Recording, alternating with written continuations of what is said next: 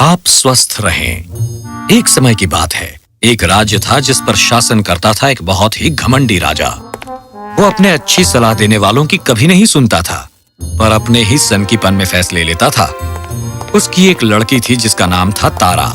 वो होशियार थी और मजाकिया भी, और साथ ही वो अपने पिता के तौर तरीकों से बहुत तंग आ गई थी। बहुत ही मूर्खतापूर्ण नियम बनाए जाते और उसके राज्य के लोग या तो हंसते या फिर उलझन में पड़ जाते। ये गाजरें कमाल की हैं। क्या ये नहीं है तारा? मेरे ख्याल से नहीं। ये बहुत स्वादिष्ट है। मैं ये घोषणा करता हूँ कि आज के बाद राज्य के सभी लोग बस गाजर ही खाएंगे। क्या? पर हमारे राज्य के लोग बहुत ही नाखुश होंगे।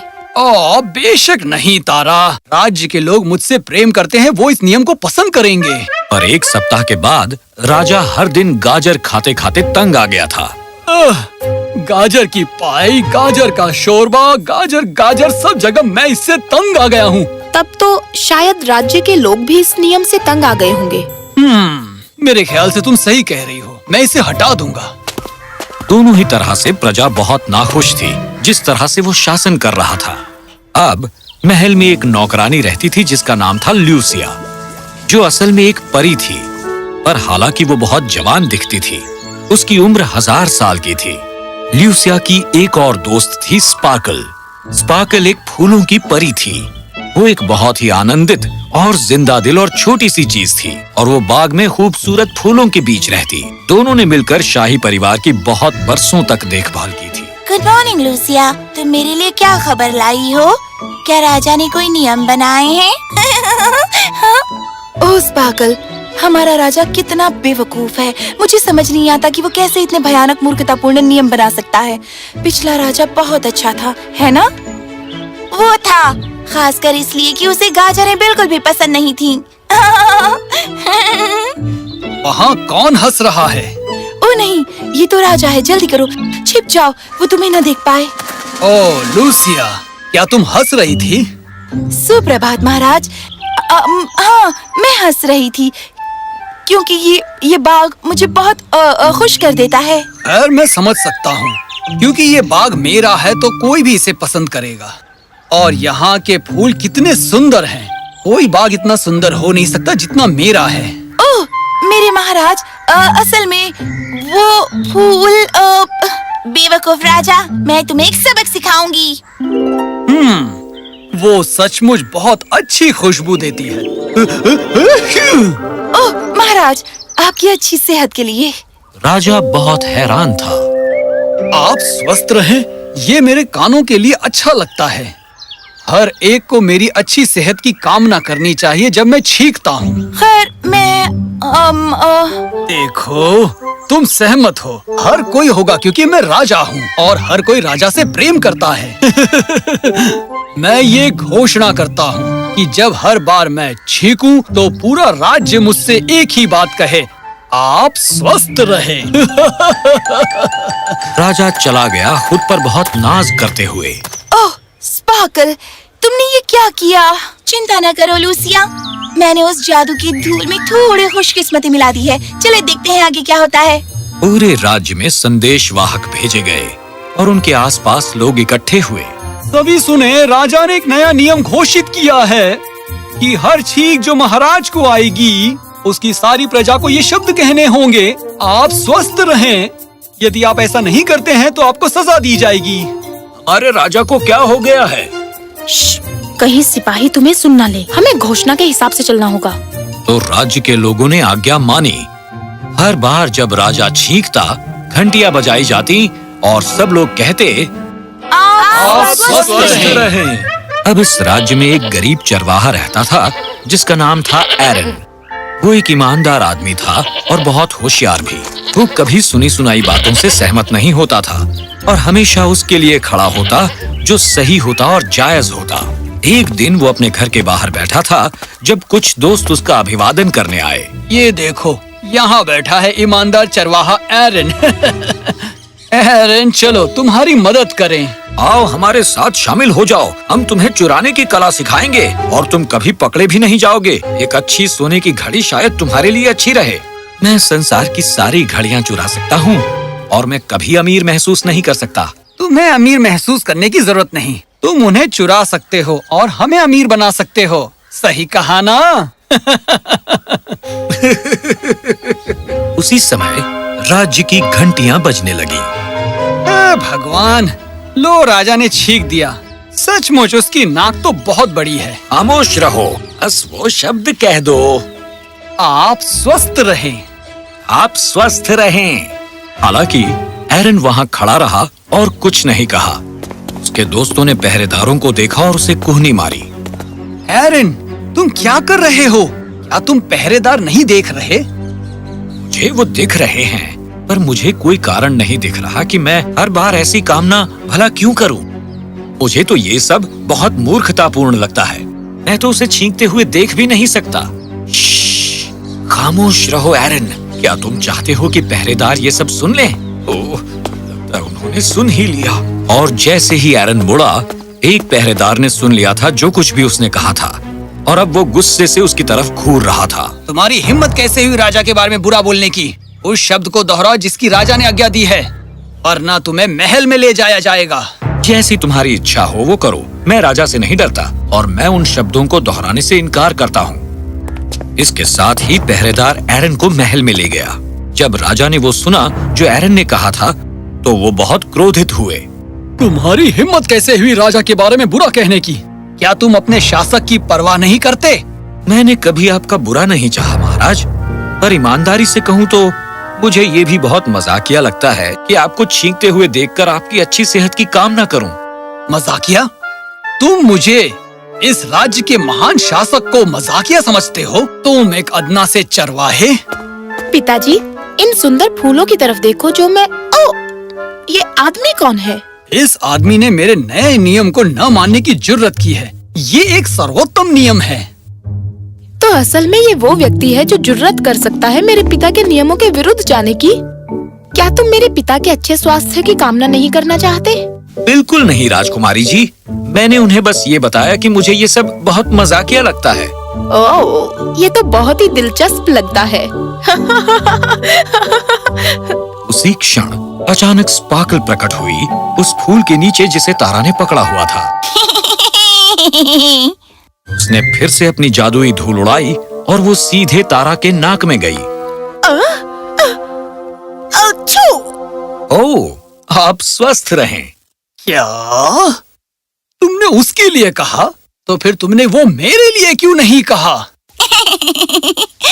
तुमने हंसने की जुर्रत कैसे की? पर मैं नहीं हंसा। बहुत हो गया। तुम्हें इसकी सजा जरूर मिलेगी। पहरेदारों, इस आदमी को यहाँ से ले जाओ और इसे शेरों के मांद में फेंक दो।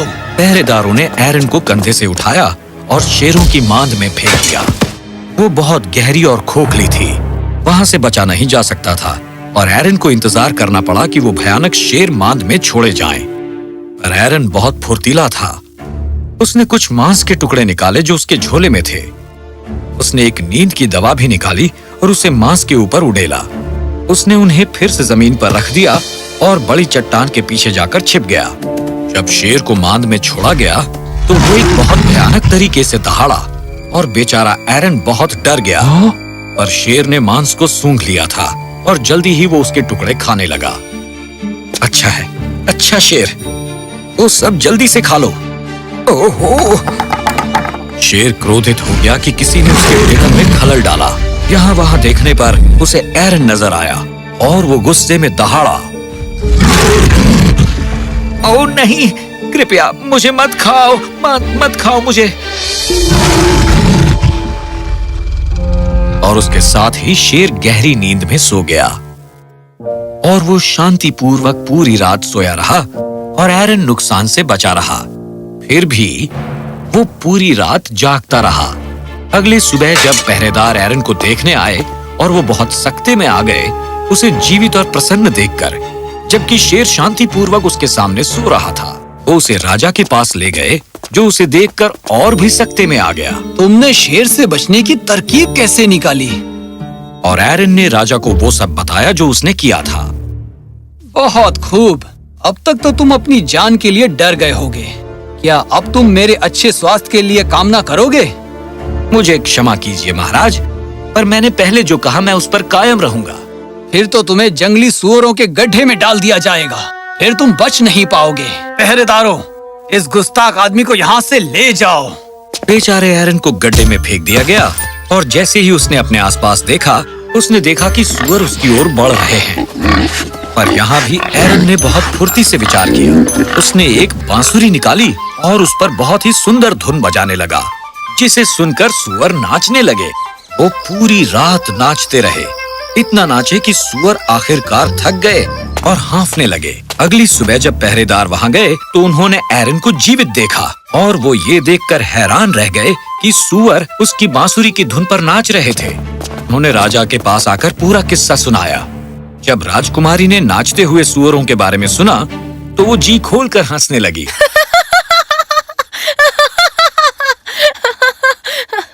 हे भगवान, आखिर अब मैं क्या करूं? ठीक है फिर, यदि सजाएं तुम्हें नहीं बदल सकती तो हम तुम्हें उपहार से बदल देंगे। राजा एरन को एक दूर दराज जगह पर ले गया और उसे एक घर दिखाया जो केवल सोने का बना था। वो इतना चमक रहा था कि एरन उस पर से अपनी नजरें ना हटा सका। क्या ये सुंदर नहीं है? ये तुम्हारा हो सकता है यदि तुम मेरे अच्छे स्वास्थ्य की कामना करो। सोने का घर? आप स्वस्थ रहें, आप स्वस्थ रहें, आप स्वस्थ रहें। नहीं नहीं, मैं ये नहीं कर सकता। चाहे तुम मुझे पूरे संसार का सोना और जेवर ही क्यों न दे दो, मुझे रिश्वत नहीं दी जा सकती। राजा असमंजस में पड़ गया। उसे शब्द सूझ नहीं रहे थे। उसे पता नहीं था कि वो क्या करे। मैं समझ नहीं पा रहा हूँ। मैं तुम्हारा मन बदलने के सभी तरीकों को खत्म कर चुका हूँ। ठीक है फिर, जब तक मैं वो तरीका नहीं ढूंढ लेता कि तुम मेरे अच्छे स्वास्थ्य की कामना करो, तो तुम मेरे पहरे में मेरे महल में रहोगे। एक बार जब तुम मेरी प्रशंसा करना सीख लोगे, तो तुम निश्चय ही मेरे लिए सुंदर शब्द गाओगे। एरन के लिए इस स्वयं को प्रेम करने वाले राजा को देखना बहुत मनोरंजक था। फिर भी उसने राजा का प्रस्ताव स्वीकार किया। हालांकि उसके सामने कोई और विकल्प था ही नहीं। महीनों तक एरन वहां ठहरा और उसने महल में अपने जीवन का आनंद लिया। वो सबसे बात करता और जल्दी ही सबको ये पता चल गया था कि वो कितना महान और न्यायप्रिय है।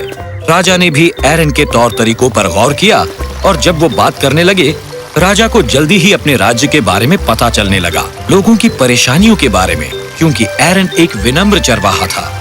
मैंने तुमसे बहुत कुछ सीखा है।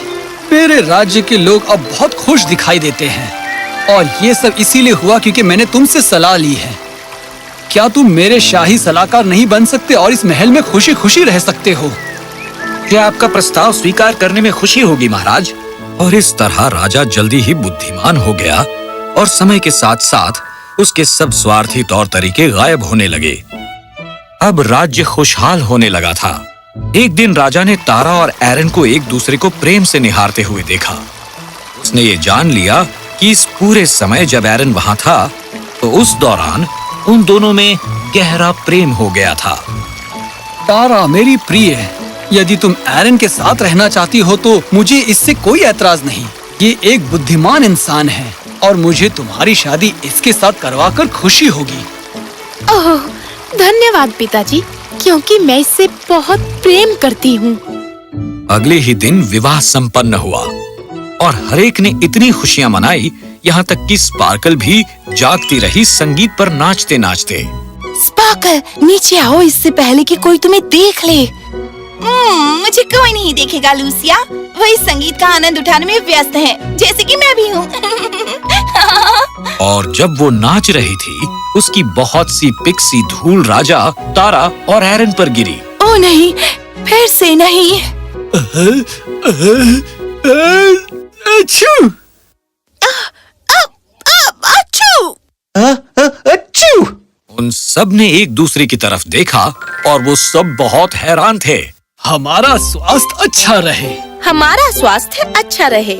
हमारा स्वास्थ्य अच्छा रहे। उसके साथ वो खुशी खुशी हंसते रहे।